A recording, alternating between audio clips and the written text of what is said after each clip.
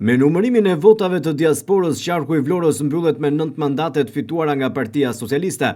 Bledi Çuçi, drejtuesi politik i Partisë Socialiste në qarkun e Vlorës, gjatë një interviste të fundit, të dhënë pak pasi kishte përfunduar procesi, tha se ky është një rezultat historik për Partinë Socialiste. U certifikua, betonizimi ishte bërë më përpara, por tash ishte certifikimi sepse u numërua dhe vota e fundit e diasporës.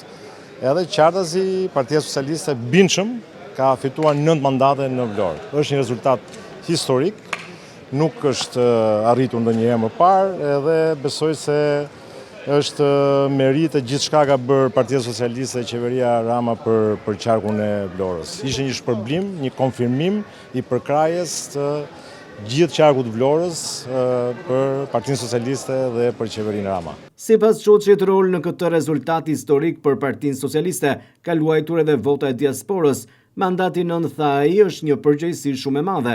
Siç dihet, ne jemi qarku me diasporën më të madhe në Shqipëri dhe po jo vetëm kjo, besoj unë edhe fushatët që ne kemi bërë në diasporë ja ka vletur edhe morëm dhe shpërblimin mbrapsht të gjithë asaj pune kolosale që kemi bërë. Dhe unë gjej rastin, falenderoj një radhë parë gjithë votuesit e qarkut Vlorës për këtë rezultat fantastik historik.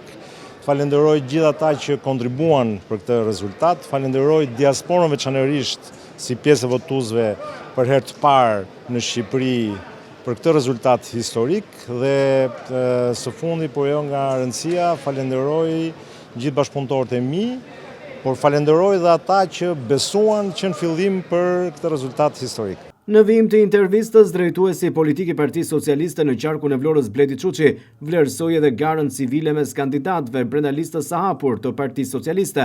Kjo ka qenë një nga fushatat model në qarkun e Vlorës, tha ai.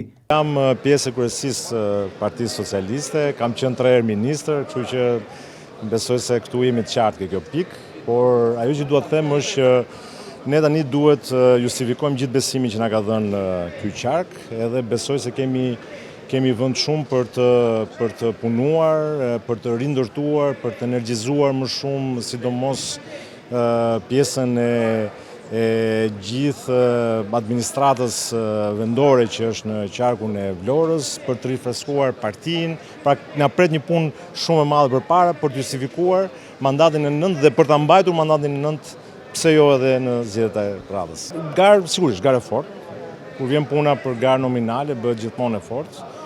Edhe besoj se të gjithë kandidatët kanë treguar një qytetari edhe besoj unë ka qenë një nga fushatat model, të paktën unë si drejtues politik jam shumë i kënaqur me sjelljen edhe me gjithë mënyrën se si e kanë bërë betejën të gjithë kandidatët, pra duke luftuar për emrin e tyre, por me ato rregullat e përbashkëta që kemi ne brenda Partisë Socialiste. Mund të themi që kanë marrë një votë konsiderueshme. Sigurisht që nuk mund ta lexonim dot paraprakisht sepse ishte si një prurje e re në këto zgjedhje dhe ishte vështirë ta lexonim raportin që do kishin ata në elektorat, por jam dakord me ty, ishte më shumë se që kishim ne pritshmëritë vota që morën edhe partitë e reja që hynë në zgjedhje, qoftë Shqipëria bëhet, qoftë edhe Partia e Mundësia. Në këndvështrimin tim unë kam thënë gjatë gjithë fushatës, ne kishim 5 arsye shumë të forta që ne do merrnim mandatin e 9, edhe një